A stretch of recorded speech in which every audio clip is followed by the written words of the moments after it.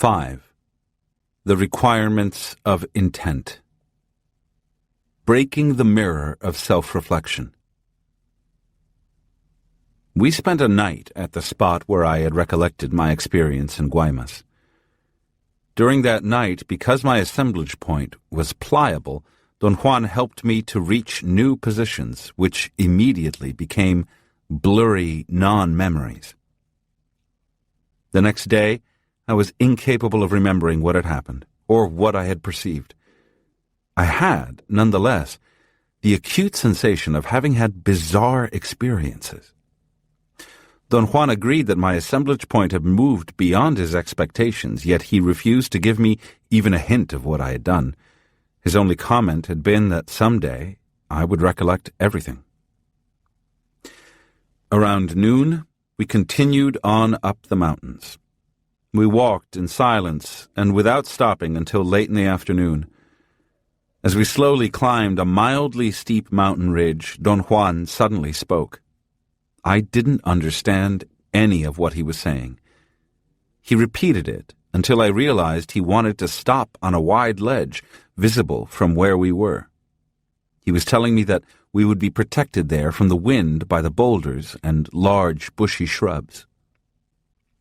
"Tell me, which spot on the ledge would be best for us to sit out all night?" he asked.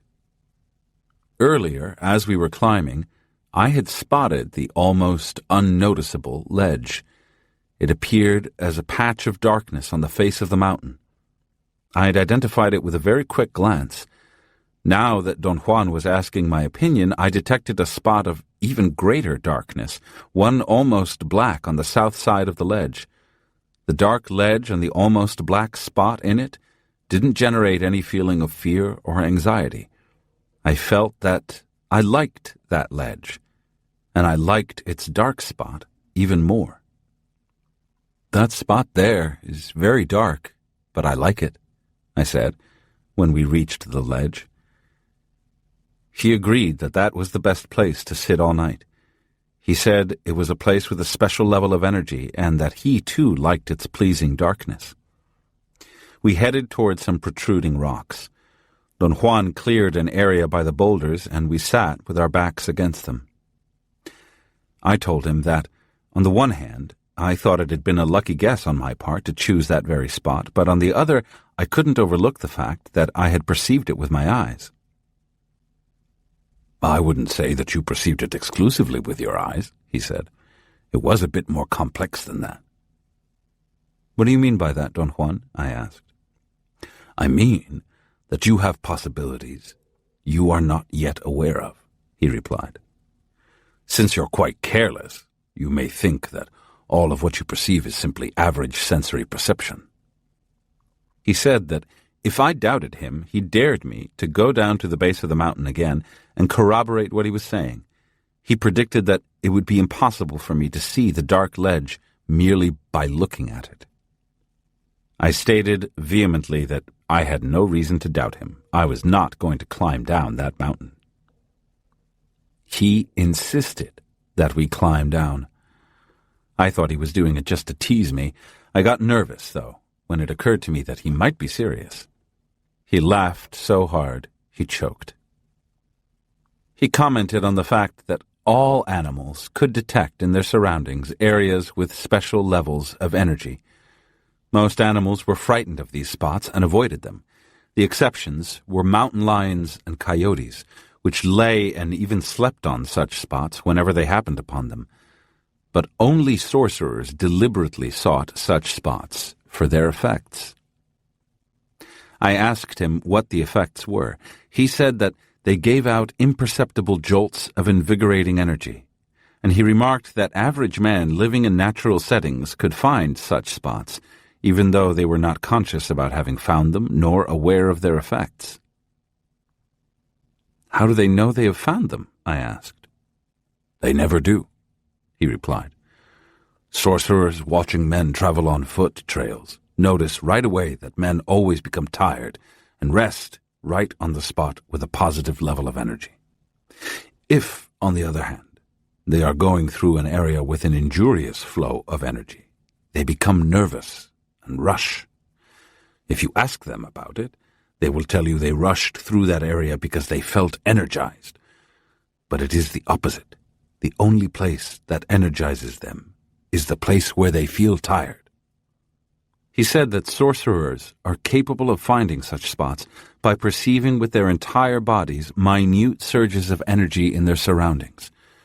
The sorcerer's increased energy, derived from the curtailment of their self-reflection, allows their senses a greater range of perception.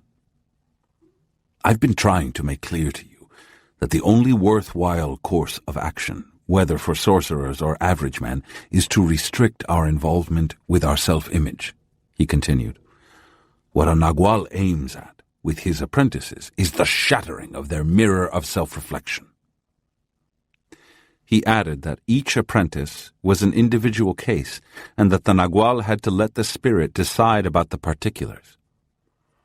Each of us has a different degree of attachment to his self-reflection, he went on, and that attachment is felt as need.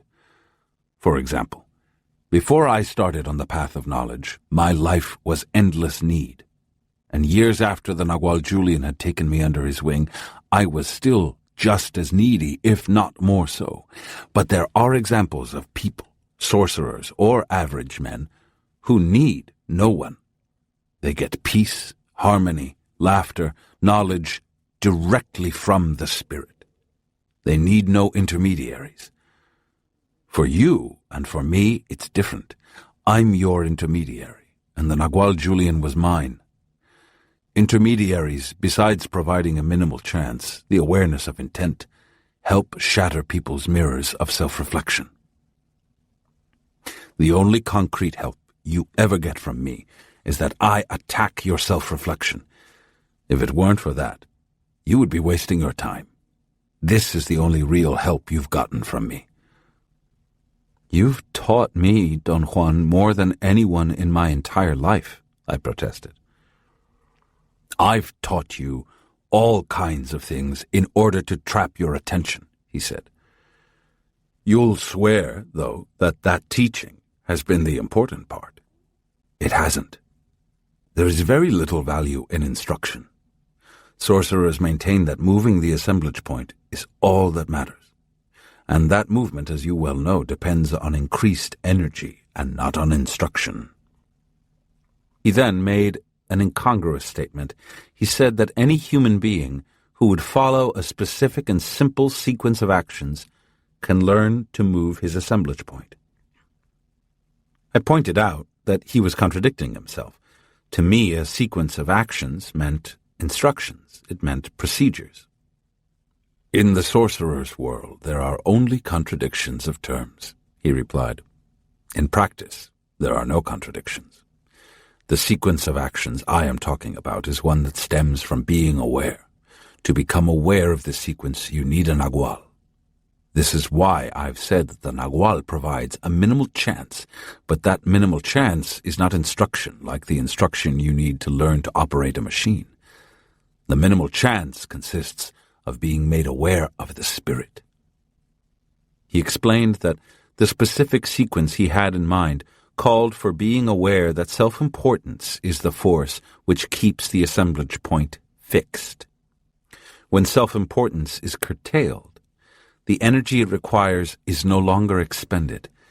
That increased energy then serves as the springboard that launches the assemblage point automatically and without premeditation into an inconceivable journey.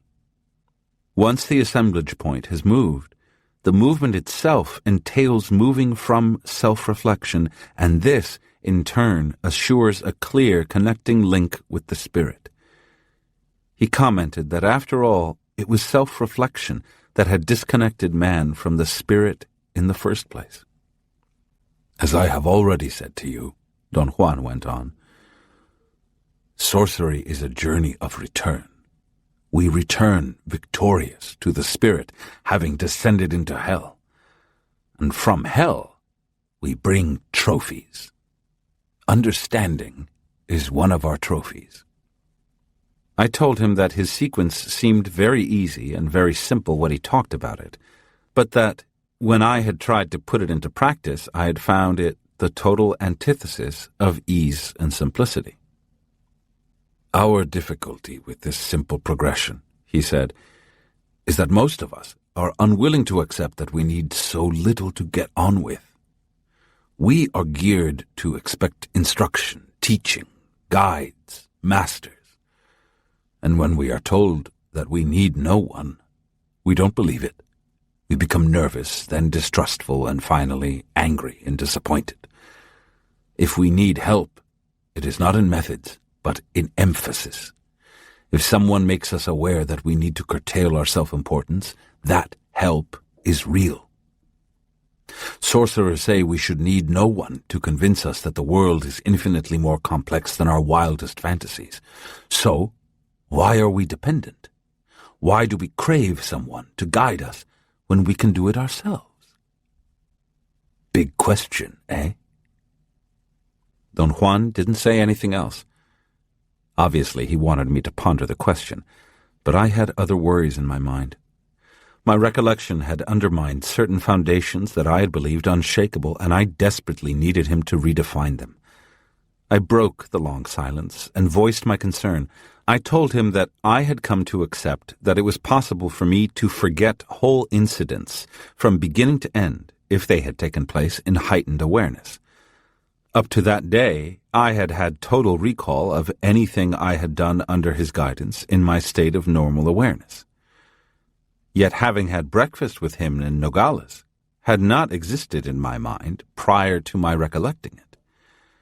And that event simply must have taken place in the world of everyday affairs. You are forgetting something essential, he said. The Nagual's presence is enough to move the assemblage point. I have humored you all along with the Nagual's blow. The blow between the shoulder blades that I have delivered is only a pacifier. It serves the purpose of removing your doubts. Sorcerers use physical contact as a jolt to the body. It doesn't do anything but give confidence to the apprentice who is being manipulated. Then who moves the assemblage point, Don Juan? I asked. The spirit does it, he replied, in the tone of someone about to lose his patience. He seemed to check himself and smiled, and shook his head from side to side in a gesture of resignation. It's hard for me to accept, I said. My mind is ruled by the principle of cause and effect. He had one of his usual attacks of inexplicable laughter. Inexplicable from my point of view, of course. I must have looked annoyed. He put his hand on my shoulder. I laugh like this periodically because you are demented, he said. The answer to everything you ask me is staring you right in the eyes, and you don't see it. I think dementia is your curse. His eyes were so shiny, so utterly crazy and mischievous, that I ended up laughing myself. I have insisted to the point of exhaustion that there are no procedures in sorcery, he went on. There are no methods, no steps. The only thing that matters is the movement of the assemblage point. And no procedure can cause that. It's an effect that happens all by itself. He pushed me as if to straighten my shoulders, and then he peered at me, looking right into my eyes. My attention became riveted to his words. Let us see how you figure this out, he said. I have just said that the movement of the assemblage point happens by itself, but I have also said that the Nagual's presence moves his apprentice's assemblage point, and that the way the Nagual masks his ruthlessness either helps or hinders that movement. How would you resolve this contradiction? I confessed that I had been just about to ask him about the contradiction, for I had been aware of it, but that I couldn't even begin to think of resolving it. I was not a sorcery practitioner. What are you, then? He asked. I am a student of anthropology, trying to figure out what sorcerers do, I said. My statement was not altogether true, but it wasn't a lie. Don Juan laughed uncontrollably. "It's too late for that," he said. "Your assemblage point has moved already, and it is precisely that movement that makes one a sorcerer." He stated that what seemed a contradiction was really the two sides of the same coin. The Nagual entices the assemblage point into moving by helping to destroy the mirror of self-reflection. But that is all the Nagual can do. The actual mover is the spirit, the abstract, something that cannot be seen or felt, something that does not seem to exist and yet does. For this reason, sorcerers report that the assemblage point moves all by itself, or they say that the Nagual moves it. The Nagual, being the conduit of the abstract, is allowed to express it through his actions. I looked at Don Juan questioningly. "The Nagual moves the assemblage point, and yet it is not he himself who does the actual moving," Don Juan said. "Or perhaps it would be more appropriate to say that the spirit expresses itself in accordance with the Nagual's impeccability. The spirit can move the assemblage point with the mere presence of an impeccable Nagual." He said that he had wanted to clarify this point because if it was misunderstood, it led a Nagual back to self-importance and thus to his destruction. He changed the subject and said that because the spirit had no perceivable essence, sorcerers deal rather with the specific instances and ways in which they are able to shatter the mirror of self-reflection. Don Juan noted that in this area it was important to realize the practical value of the different ways in which the Naguals masked their ruthlessness. He said my mask of generosity, for example, was adequate for dealing with people on a shallow level, but useless for shattering their self-reflection, because it forced me to demand an almost impossible decision on their part. I expected them to jump into the sorcerer's world without any preparation. "A decision such as that jump must be prepared for," he went on. "And in order to prepare for it, any kind of mask for a Nagual's ruthlessness will do, except the mask of generosity." Perhaps because I desperately wanted to believe that I was truly generous, his comments on my behavior renewed my terrible sense of guilt. He assured me that I had nothing to be ashamed of, and that the only undesirable effect was that my pseudo-generosity did not result in positive trickery. In this regard, he said, although I resembled his benefactor in many ways, my mask of generosity was too crude, too obvious to be of value to me as a teacher. A mask of reasonableness, such as his own, however, was very effective in creating an atmosphere propitious to moving the assemblage point. His disciples totally believed his pseudo-reasonableness. In fact, they were so inspired by it that he could easily trick them into exerting themselves to any degree. "What happened to you that day in Guaymas was an example of how the Nagual's masked ruthlessness shatters self-reflection," he continued. "My mask was your downfall. You, like everyone around me, believed my reasonableness. And of course you expected, above all, the continuity of that reasonableness. When I faced you with not only the senile behavior of a feeble old man, but with the old man himself, your mind went to extremes in its efforts to repair my continuity and your self-reflection, and so you told yourself that I must have suffered a stroke. Finally, when it became impossible to believe in the continuity of my reasonableness, your mirror began to break down. From that point on, the shift of your assemblage point was just a matter of time. The only thing in question was whether it was going to reach the place of no pity."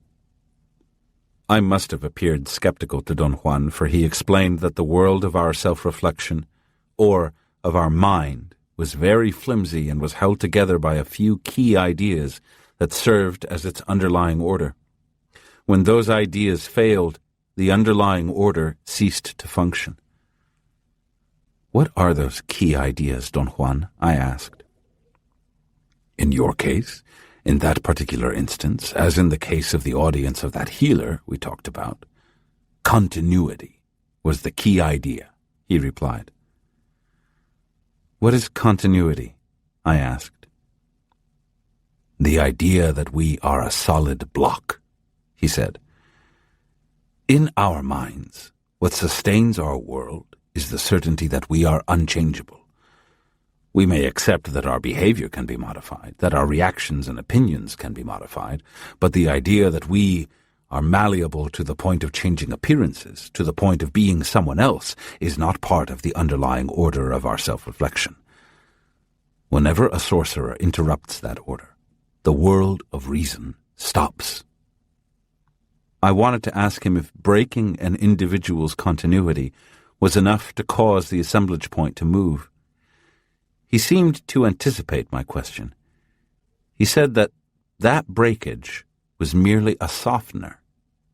What helped the assemblage point move was the Nagual's ruthlessness. He then compared the acts he performed that afternoon in Guaymas with the actions of the healer we had previously discussed.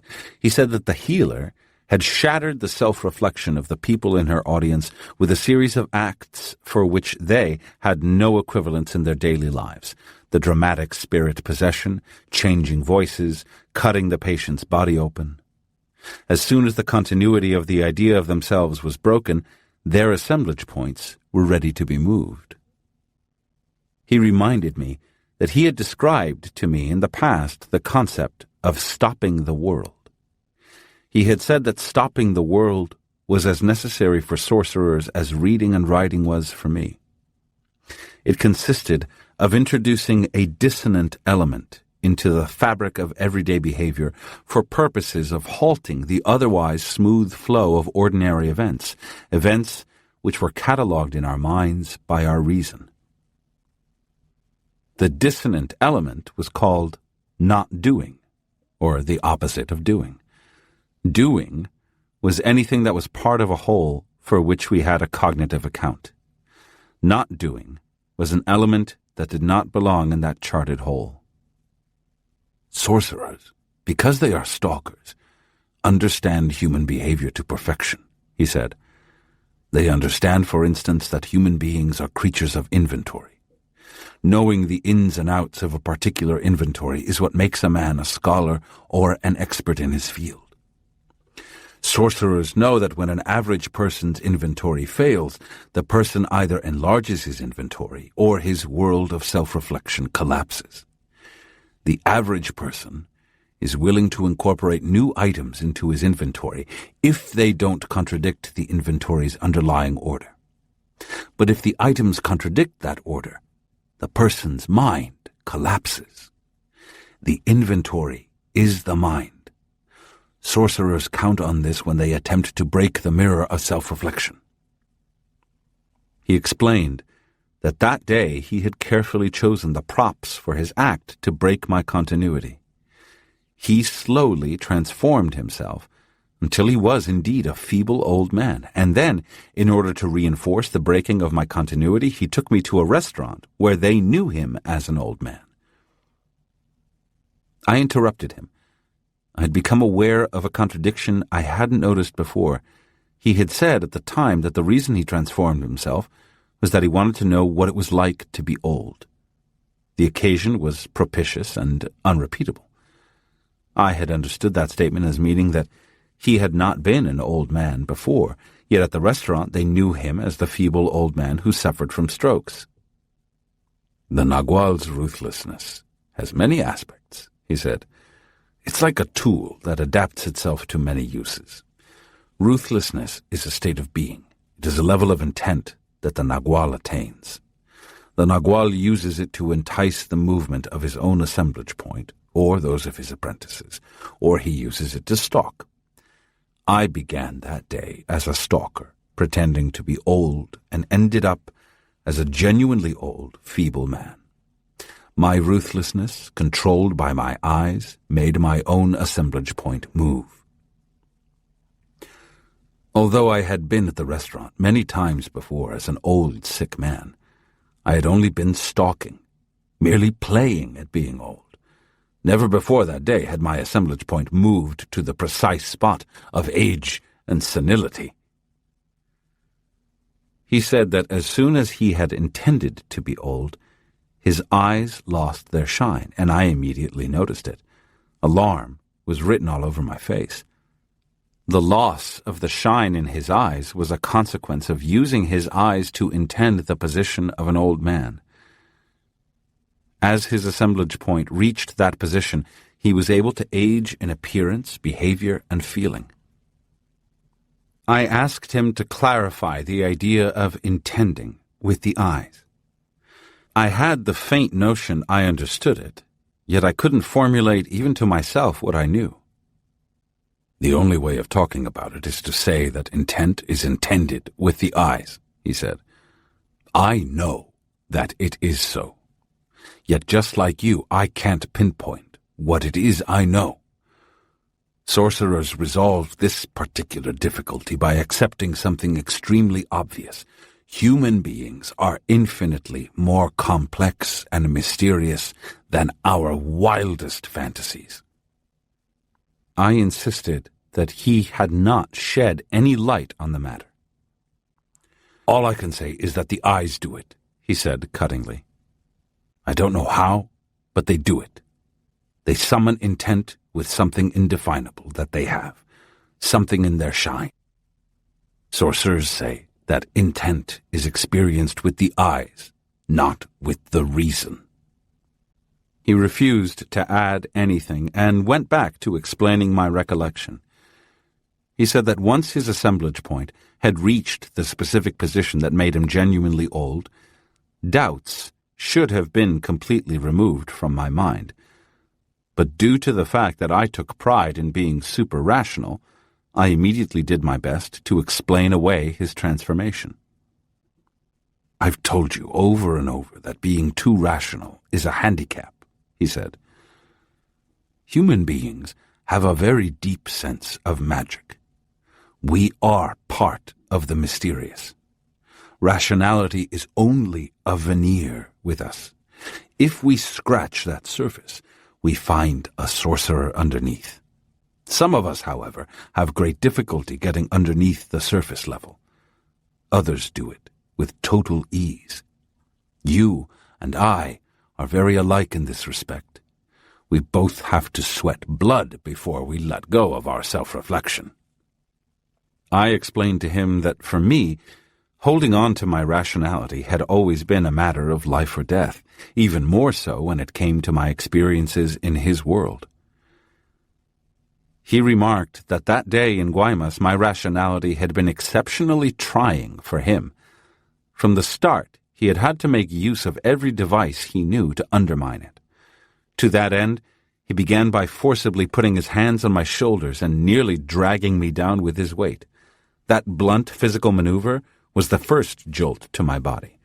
And this, together with my fear caused by his lack of continuity, punctured my rationality. But puncturing your rationality was not enough, Don Juan went on. I knew that if your assemblage point was going to reach the place of no pity, I had to break every vestige of my continuity. That was when I became really senile and made you run around town and finally got angry at you and slapped you. You were shocked, but you were on the road to instant recovery when I gave your mirror of self-image what should have been its final blow. I yelled bloody murder. I didn't expect you to run away. I had forgotten about your violent outbursts.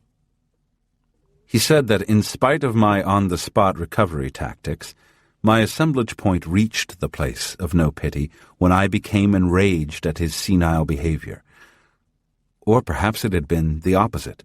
I became enraged because my assemblage point had reached the place of no pity. It didn't really matter.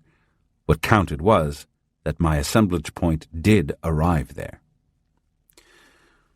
Once it was there, my own behavior changed markedly.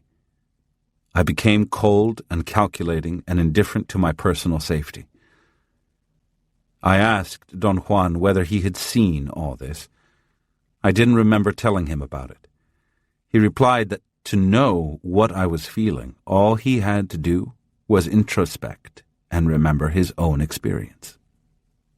He pointed out that my assemblage point became fixed in its new position when he reverted to his natural self. By then, my conviction about his normal continuity had suffered such a profound upheaval that continuity no longer functioned as a cohesive force.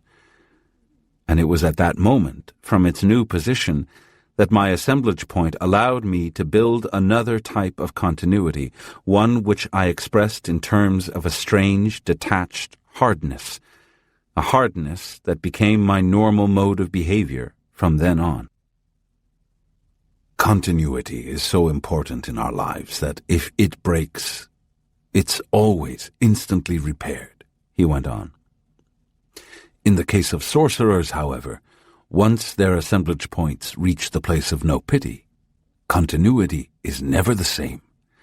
Since you are naturally slow, you haven't noticed yet that since that day in Guaymas you have become, among other things, capable of accepting any kind of discontinuity at its face value, after a token struggle of your reason, of course. His eyes were shining with laughter. It was also that day that you acquired your masked ruthlessness, he went on. Your mask wasn't as well developed as it is now, of course, but what you got then was the rudiments of what was to become your mask of generosity. I tried to protest. I didn't like the idea of masked ruthlessness, no matter how he put it. Don't use your mask on me, he said, laughing. Save it for a better subject, someone who doesn't know you. He urged me to recollect accurately the moment the mask came to me. As soon as you felt that cold fury coming over you, he went on, you had to mask it. You didn't joke about it, as my benefactor would have done. You didn't try to sound reasonable about it, like I would. You didn't pretend to be intrigued by it, like the Nagual Elias would have.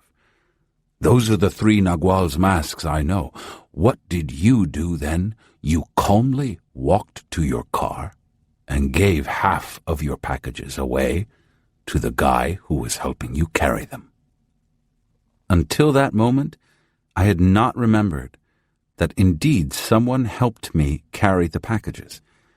I told Don Juan that I had seen lights dancing before my face, and I had thought I was seeing them because, driven by my cold fury, I was on the verge of fainting.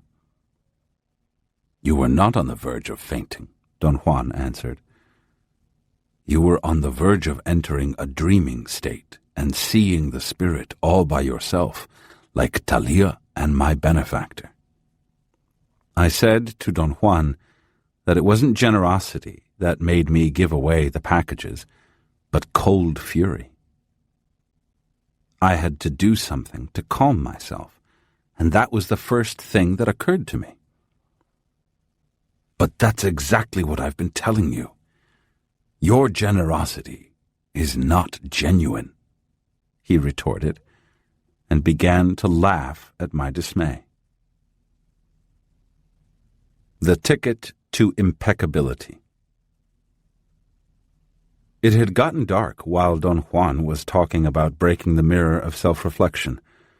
I told him I was thoroughly exhausted and we should cancel the rest of the trip and return home, but he maintained that we had to use every minute of our available time to review the sorcery stories, or recollect by making my assemblage point move as many times as possible.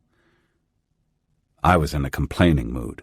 I said that a state of deep fatigue such as mine could only breed uncertainty and lack of conviction. Your uncertainty is to be expected, Don Juan said, matter-of-factly. After all, you are dealing with a new type of continuity. It takes time to get used to it. Warriors spend years in limbo, where they are neither average men nor sorcerers. What happens to them in the end? I asked. Do they choose sides? No, they have no choice, he replied. All of them become aware of what they already are, sorcerers. The difficulty is that the mirror of self-reflection is extremely powerful and only lets its victims go after a ferocious struggle. He stopped talking and seemed lost in thought. His body entered into the state of rigidity I had seen before whenever he was engaged in what I characterized as reveries, but which he described as instances in which his assemblage point had moved and he was able to recollect. "I'm going to tell you the story of a sorcerer's ticket to impeccability," he suddenly said, after some 30 minutes of total silence. "I'm going to tell you the story of my death." He began to recount what had happened to him after his arrival in Durango, still disguised in women's clothes, following his month-long journey through central Mexico. He said that old Belisario took him directly to a hacienda to hide from the monstrous man who was chasing him. As soon as he arrived, Don Juan, very daringly in view of his taciturn nature, introduced himself to everyone in the house. There were 7 beautiful women and a strange, unsociable man who didn't utter a single word. Don Juan delighted the lovely women with his renditions of the monstrous man's efforts to capture him. Above all, they were enchanted with the disguise which he still wore and the story that went with it. They never tired of hearing the details of his trip, and all of them advised him on how to perfect the knowledge he had acquired during his journey. What surprised Don Juan was their poise and assuredness, which were unbelievable to him. The 7 women were exquisite, and they made him feel happy. He liked them and trusted them. They treated him with respect and consideration, but something in their eyes told him that under their facades of charm there existed a terrifying coldness, an aloofness he could never penetrate. The thought occurred to him that in order for these strong and beautiful women to be so at ease and to have no regard for formalities, they had to be loose women. Yet it was obvious to him that they were not. Don Juan was left alone to roam the property. He was dazzled by the huge mansion and its grounds. He had never seen anything like it. It was an old colonial house with a high surrounding wall.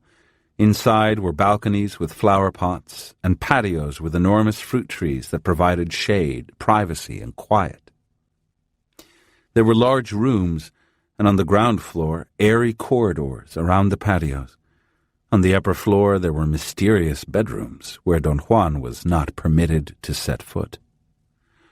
During the following days, Don Juan was amazed by the profound interest the women took in his well-being. They did everything for him. They seemed to hang on his every word. Never before had people been so kind to him, but also never before had he felt so solitary. He was always in the company of the beautiful, strange women, and yet he had never been so alone. Don Juan believed that his feeling of aloneness came from being unable to predict the behavior of the women or to know their real feelings. He knew only what they told him about themselves. A few days after his arrival, the woman who seemed to be their leader gave him some brand-new men's clothes and told him that his woman's disguise was no longer necessary because whoever the monstrous man might have been, he was now nowhere in sight. She told him he was free to go whenever he pleased. Don Juan begged to see Belisario, whom he hadn't seen since the day they arrived.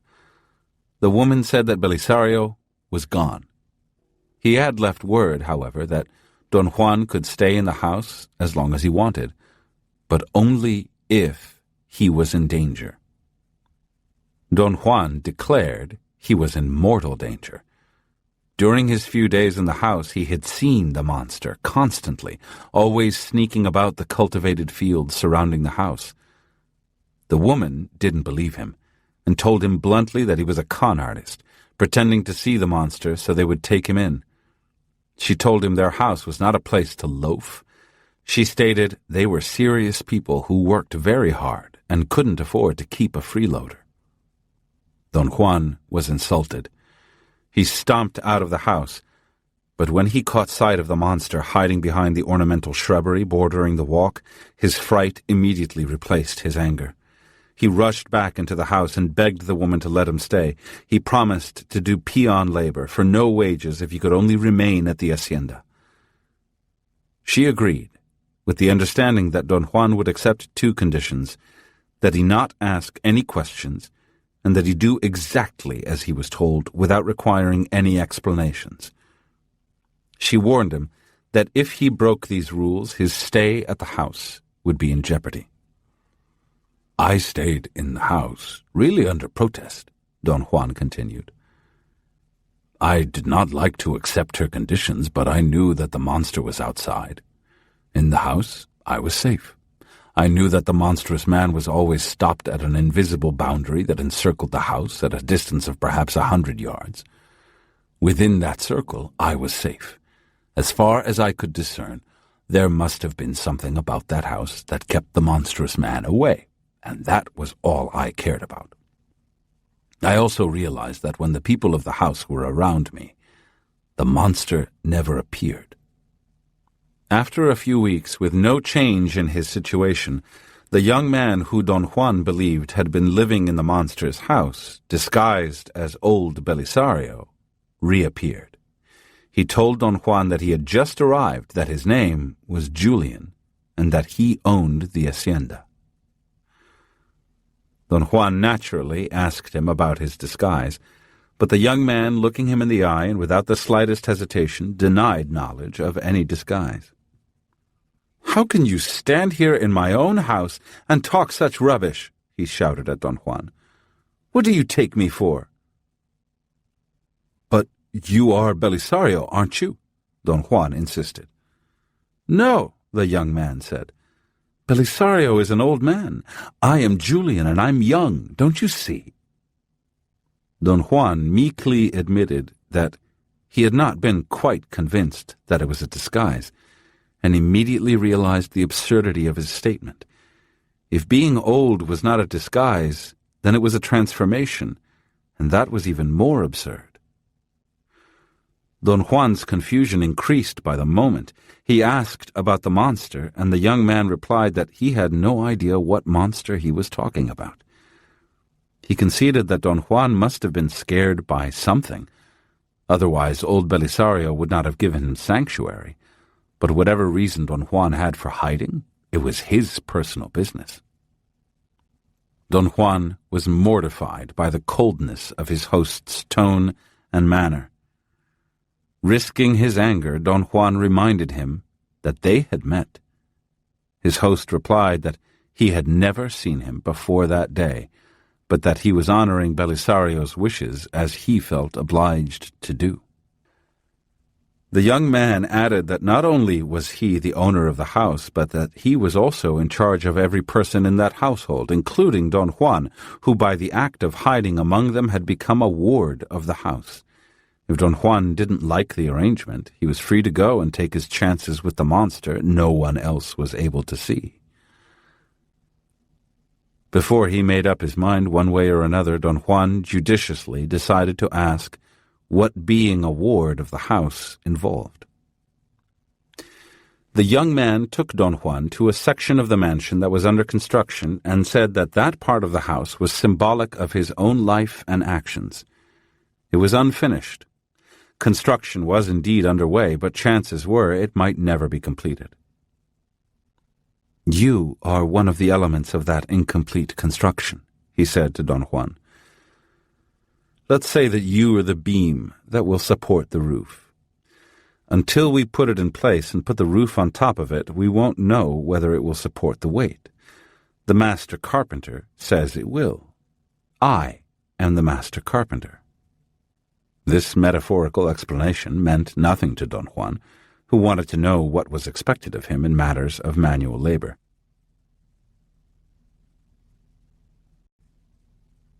The young man tried another approach. "I'm an nagual," he explained. "I bring freedom. I'm the leader of the people in this house. You are in this house, and because of that, you are part of it, whether you like or not." Don Juan looked at him dumbfounded, unable to say anything. "I am the nagual Julian," his host said, smiling. Without my intervention, there is no way to freedom. Don Juan still did not understand, but he began to wonder about his safety in light of the man's obviously erratic mind. He was so concerned with this unexpected development that he was not even curious about the use of the word nagual. He knew that nagual meant sorcerer, yet he was unable to take in the total implication of the Nagual Julian's words. Or perhaps, somehow, he understood it perfectly, although his conscious mind did not. The young man stared at him for a moment, and then said that Don Juan's actual job would involve being his personal valet and assistant. There would be no pay for this, but excellent room and board.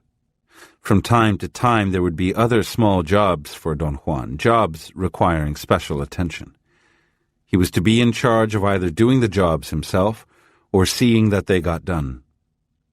For these special services he would be paid small amounts of money which would be put into an account kept for him by the other members of the household. Thus, should he ever want to leave, there would be a small amount of cash to tide him over. The young man stressed that Don Juan should not consider himself a prisoner, but that if he stayed, he would have to work. And still more important than the work were the 3 requirements he had to fulfill. He had to make a serious effort to learn everything the women taught him. His conduct with all the members of the household must be exemplary, which meant that he would have to examine his behavior and attitude toward them every minute of the day. And he was to address the young man in direct conversation as Nagual, and when talking of him, to refer to him as the Nagual Julian. Don Juan accepted the terms grudgingly, but although he instantly plunged into his habitual sulkiness and moroseness, he learned his work quickly. What he didn't understand was what was expected of him in matters of attitude and behavior. And even though he could not have put his finger on a concrete instance, he honestly believed that he was being lied to and exploited. As his moroseness got the upper hand, he entered into a permanent sulk and hardly said a word to anyone. It was then that the Nagual Julian assembled all the members of his household and explained to them that even though he badly needed an assistant, he would abide by their decision. If they did not like the morose and unappealing attitude of his new orderly, they had the right to say so. If the majority disapproved of Don Juan's behavior, the young man would have to leave and take his chances with whatever was waiting for him outside, be it a monster or his own fabrication. The Nagual Julian then led them to the front of the house and challenged Don Juan to show them the monstrous man. Don Juan pointed him out, but no one else saw him. Don Juan ran frantically from one person to another, insisting that the monster was there, imploring them to help him.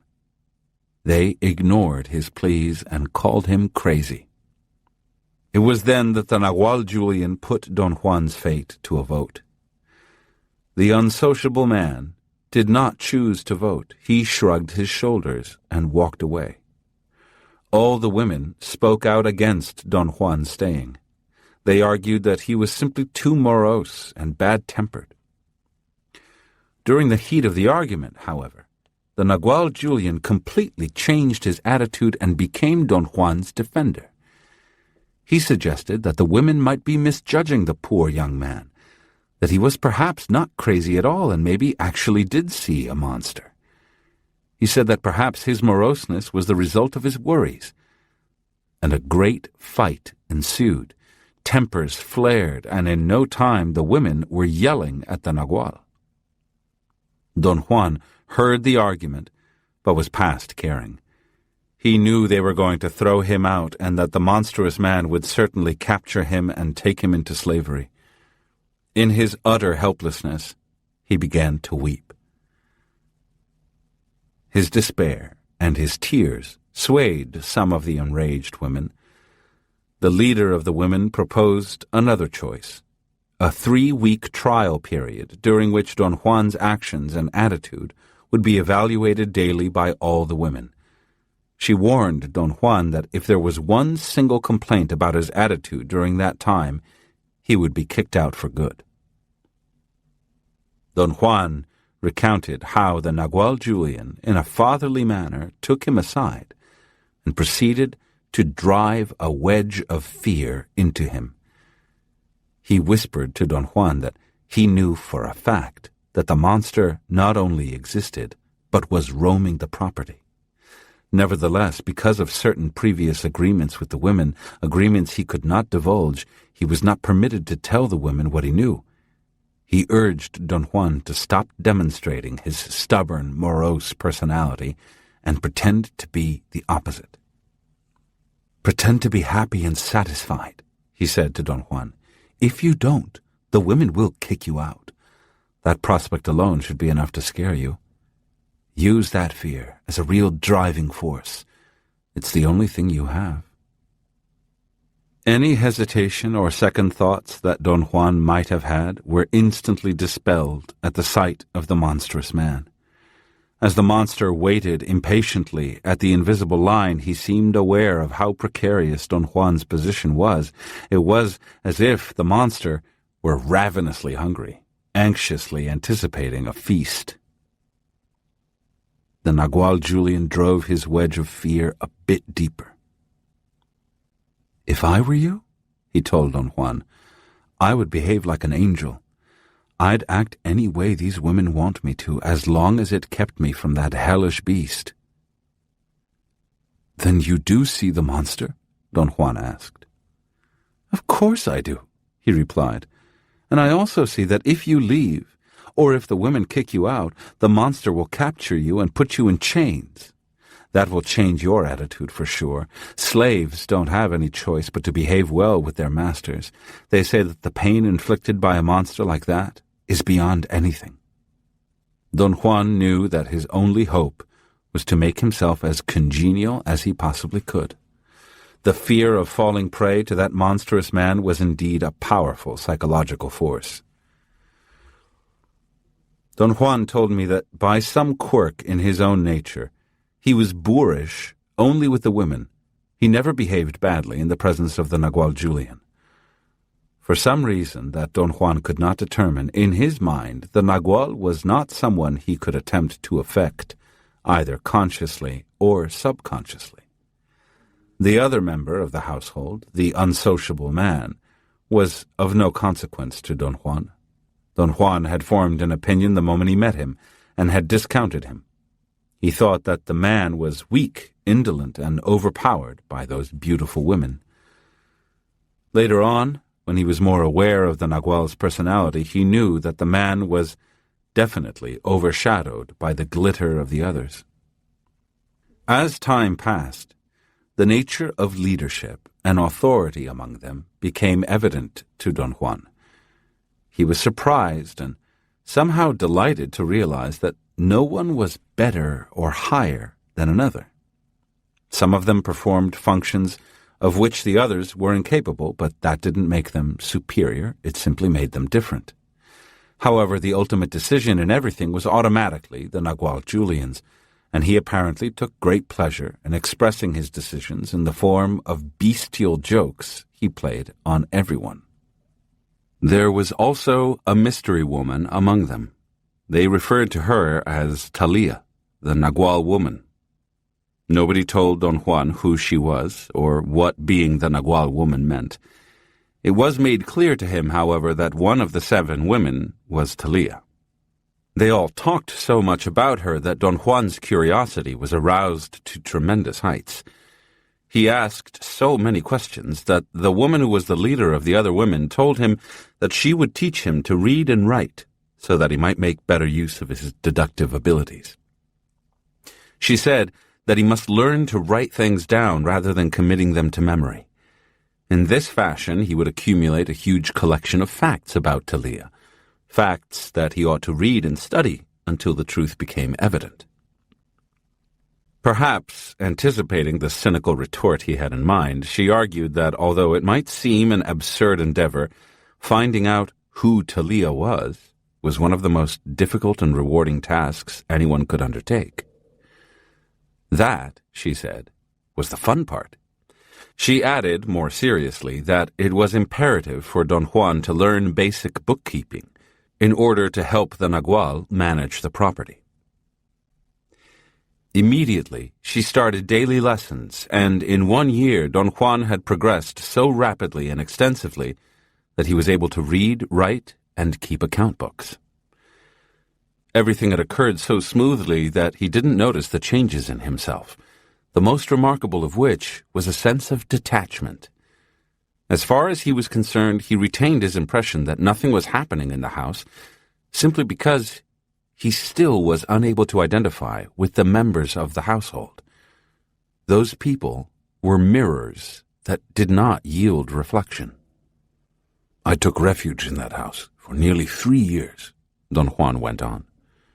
"Countless things happened to me during that time, but I didn't think they were really important, or at least I had chosen to consider them unimportant.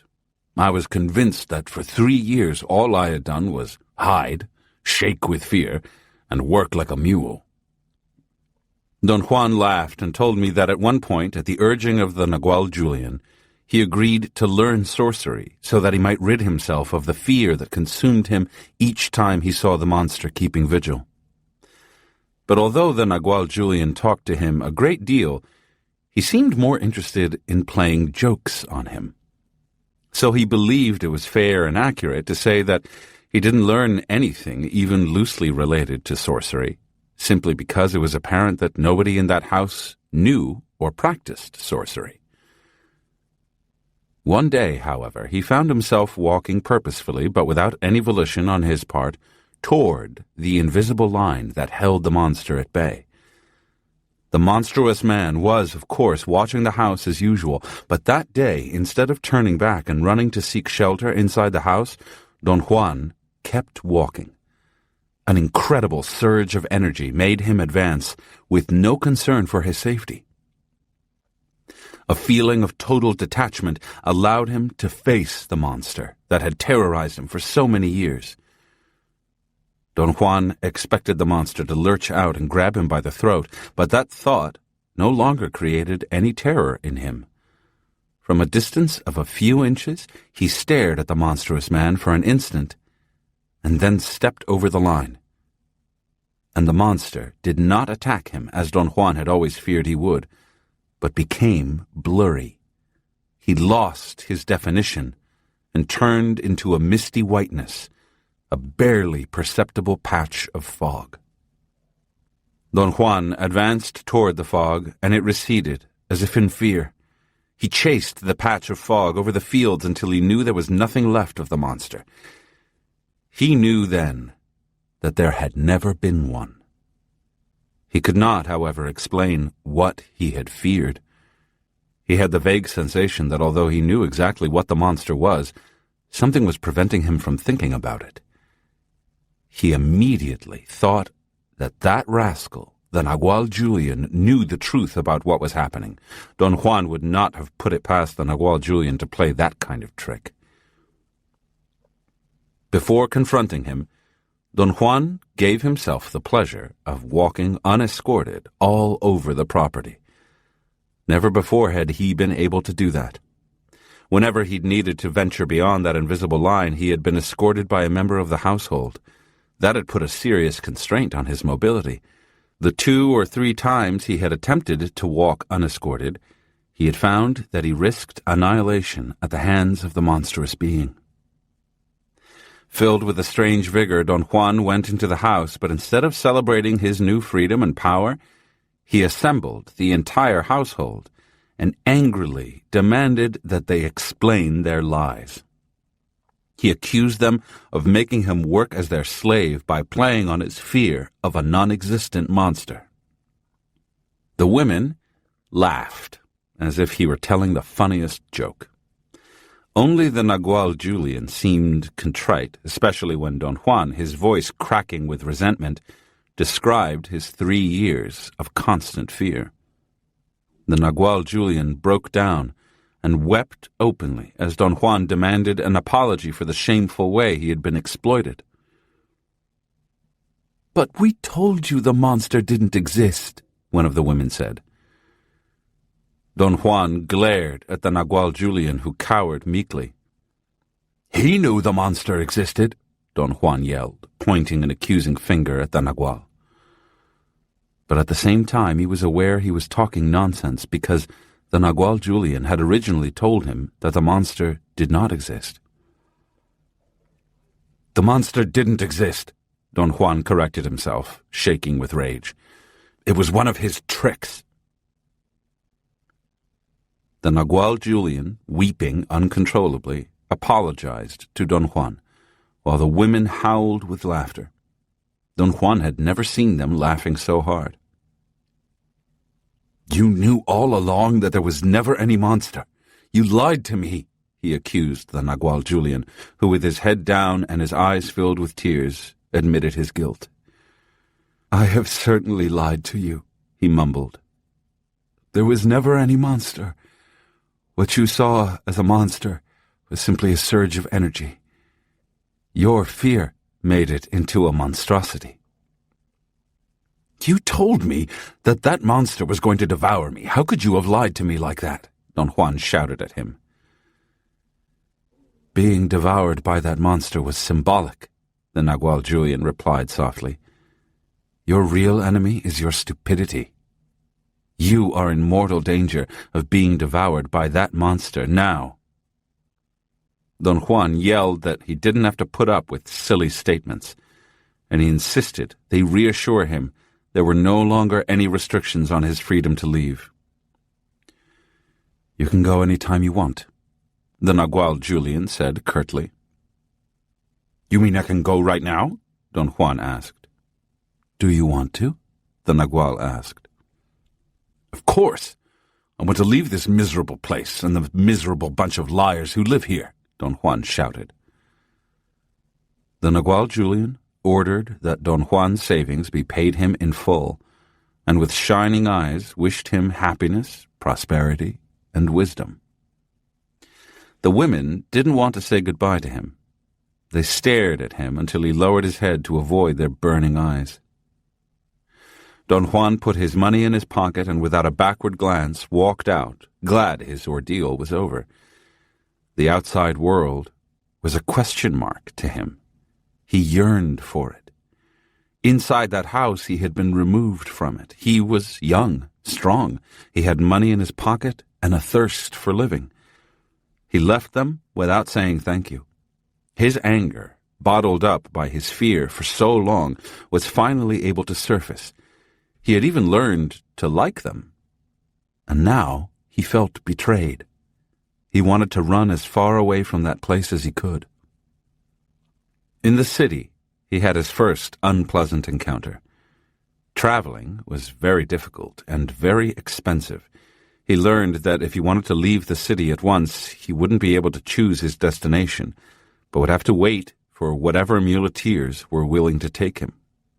A few days later, he left with a reputable muleteer for the port of Mazatlan. Although I was only 23 years old at the time, Don Juan said, I felt I had lived a full life. The only thing I had not experienced was sex.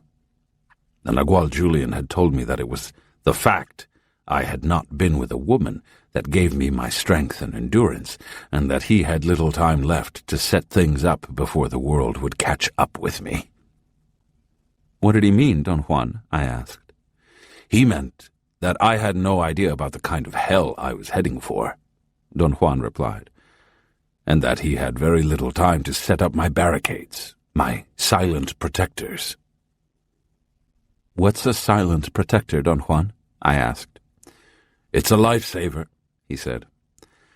A silent protector is a surge of inexplicable energy that comes to a warrior when nothing else works.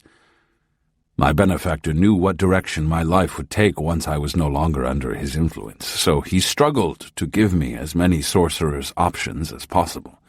Those sorcerer's options were to be my silent protectors. What are sorcerer's options? I asked. Positions of the assemblage point, he replied. The infinite number of positions which the assemblage point can reach. In each and every one of those shallow or deep shifts, a sorcerer can strengthen his new continuity. He reiterated that everything he had experienced, either with his benefactor or while under his guidance, had been the result of either a minute or a considerable shift of his assemblage point.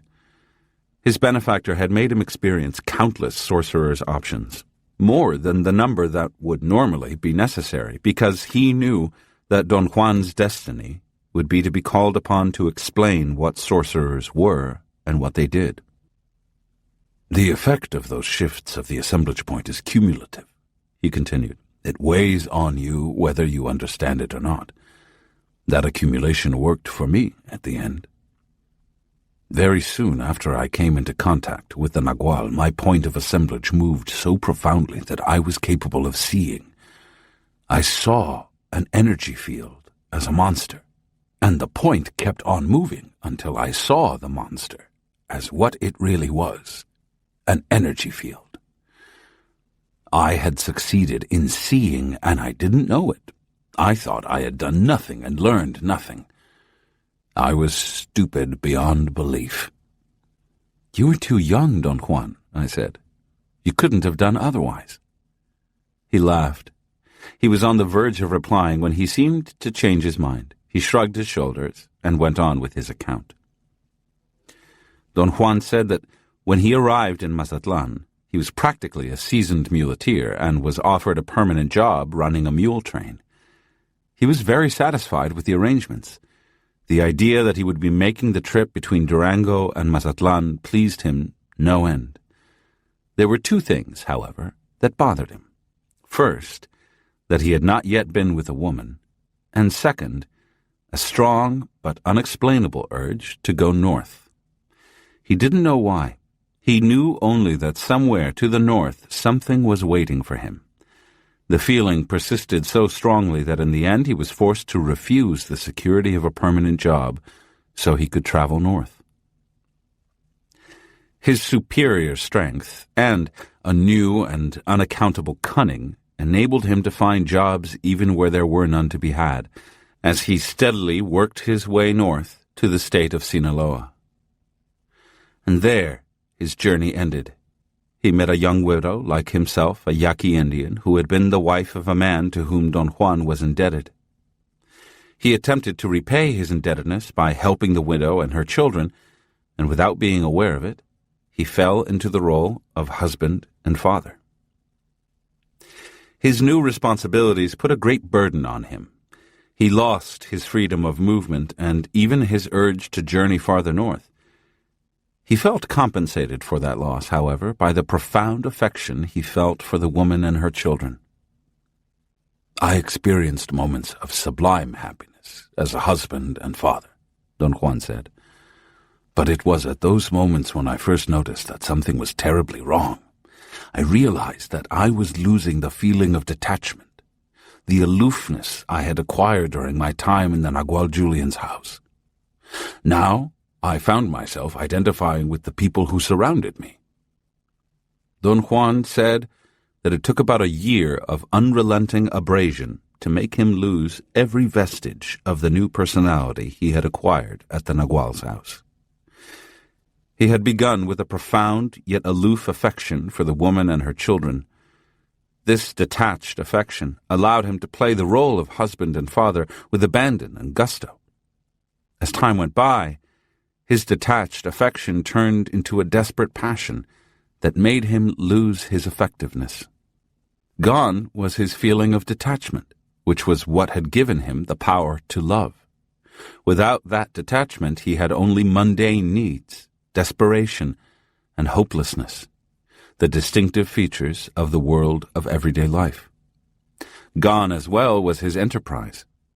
During his years at the Nagual's house, he had acquired a dynamism that had served him well when he set out on his own. But the most draining pain was knowing that his physical energy had waned. Without actually being in ill health, one day he became totally paralyzed. He did not feel pain. He did not panic. It was as if his body had understood that he would get the peace and quiet he so desperately needed only if he ceased to move. As he lay helpless in bed, he did nothing but think, and he came to realize that he had failed because he didn't have an abstract purpose. He knew that the people in the Nagual's house were extraordinary because they pursued freedom as their abstract purpose. He didn't understand what freedom was, but he knew that it was the opposite of his own concrete needs. His lack of an abstract purpose had made him so weak and ineffective that he was incapable of rescuing his adopted family from their abysmal poverty. Instead, they had pulled him back to the very misery, sadness, and despair which he himself had known prior to encountering the Nagual. As he reviewed his life, he became aware that the only time he had not been poor and had not had concrete needs was during his years with the Nagual. Poverty was the state of being that had reclaimed him when his concrete needs overpowered him. For the first time since he'd been shot and wounded so many years before, Don Juan fully understood that the Nagual Julian was indeed the Nagual, the leader, and his benefactor. He understood what it was his benefactor had meant when he said to him that there was no freedom without the Nagual's intervention. There was now no doubt in Don Juan's mind that his benefactor and all the members of his benefactor's household were sorcerers. But what Don Juan understood with the most painful clarity was that he had thrown away his chance to be with them. When the pressure of his physical helplessness seemed unendurable, his paralysis ended as mysteriously as it had begun. One day he simply got out of bed and went to work. But his luck didn't get any better. He could hardly make ends meet. Another year passed. He didn't prosper, but there was one thing in which he succeeded beyond his expectations.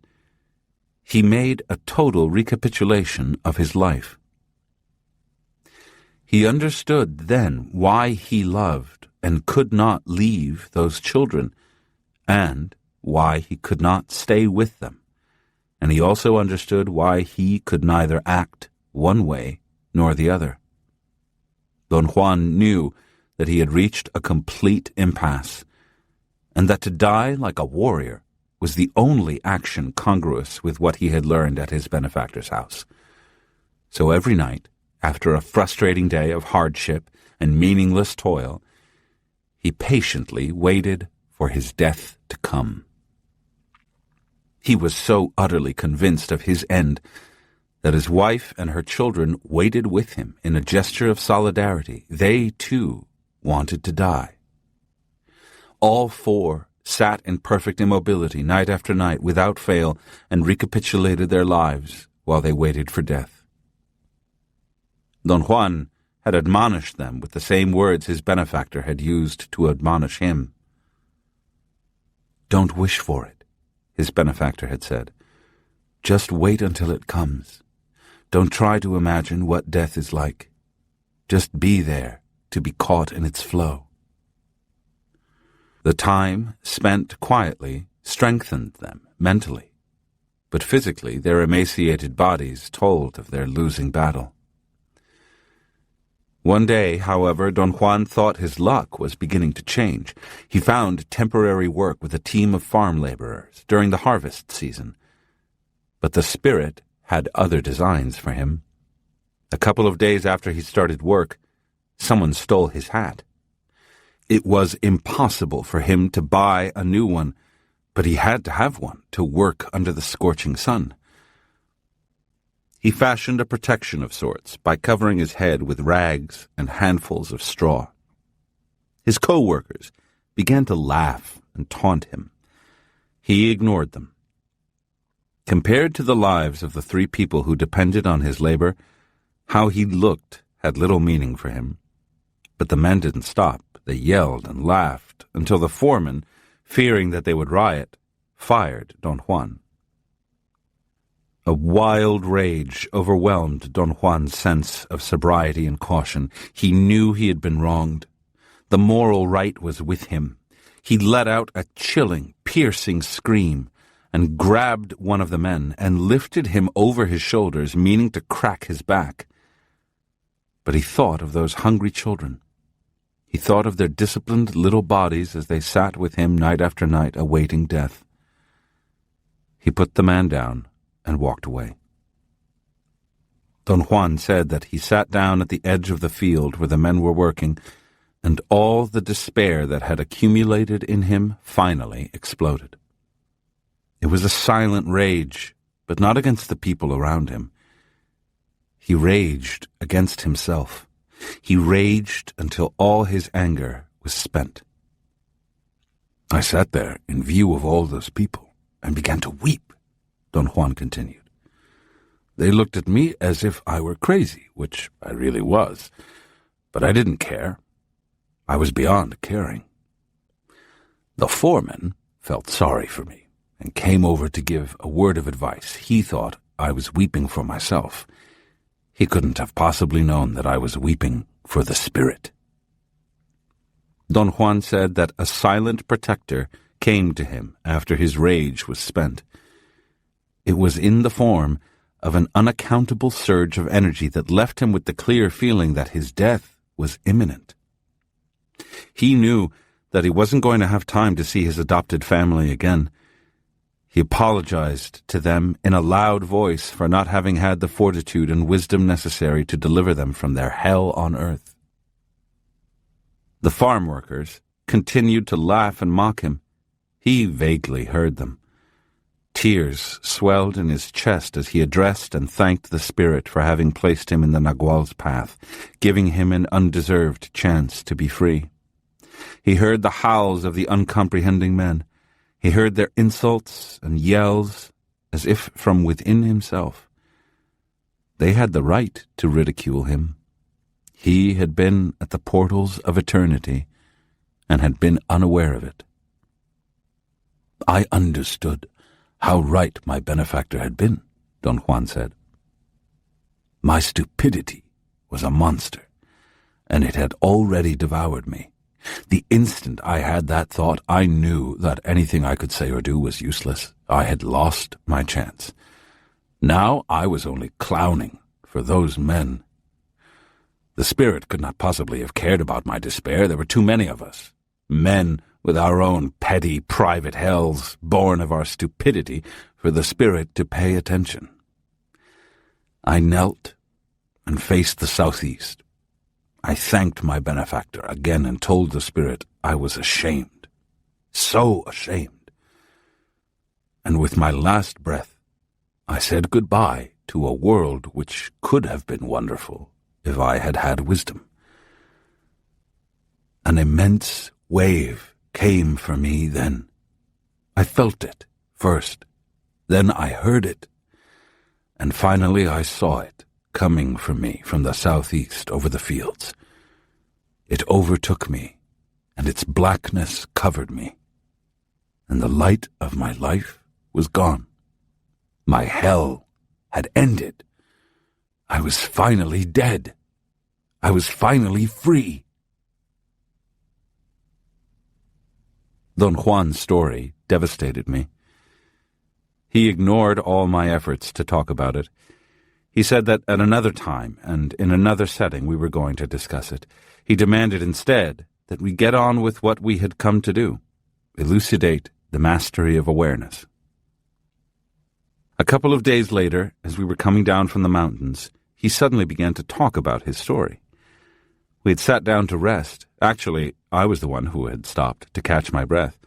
Don Juan wasn't even breathing hard.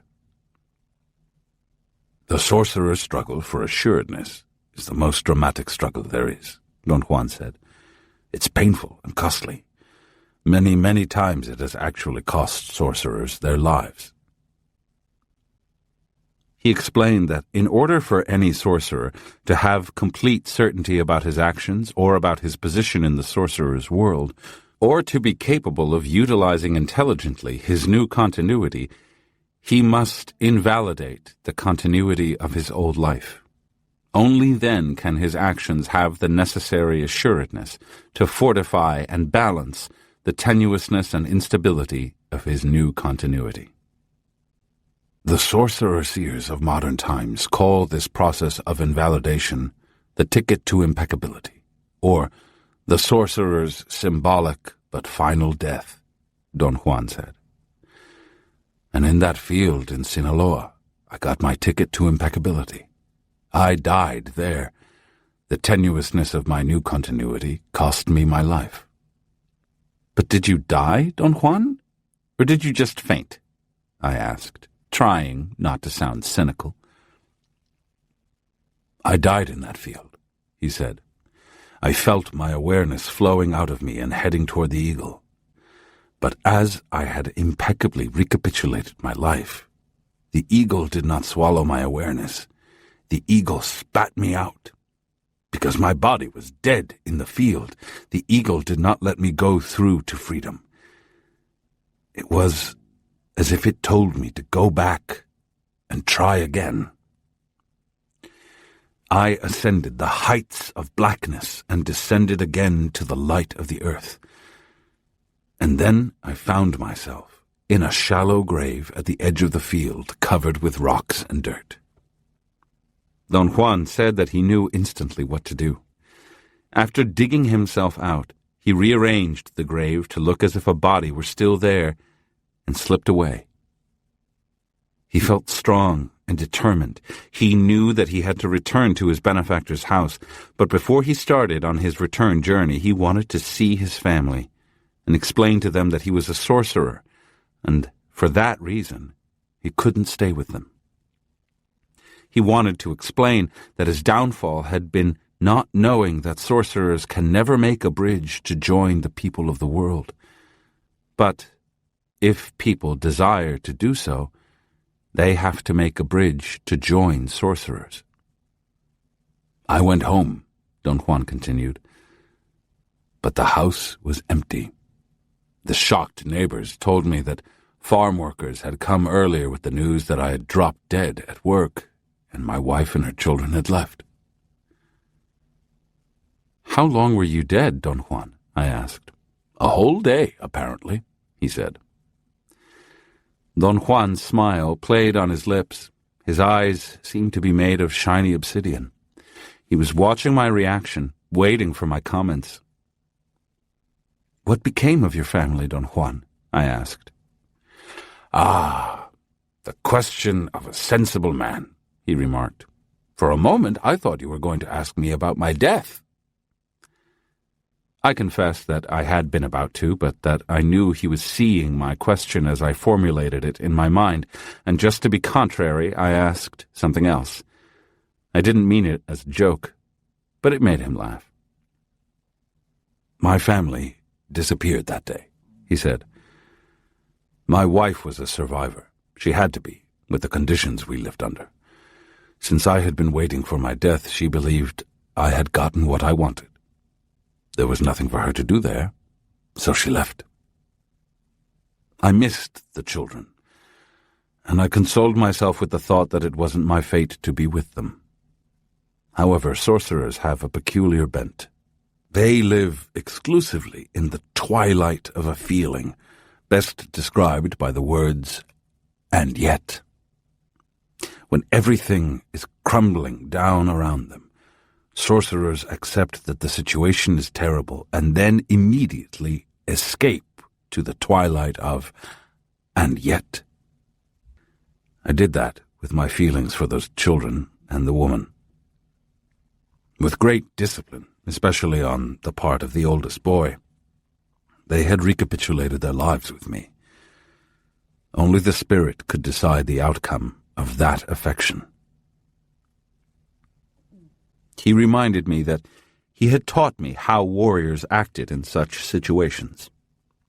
They did their utmost, and then, without any remorse or regrets, they relaxed and let the spirit decide the outcome.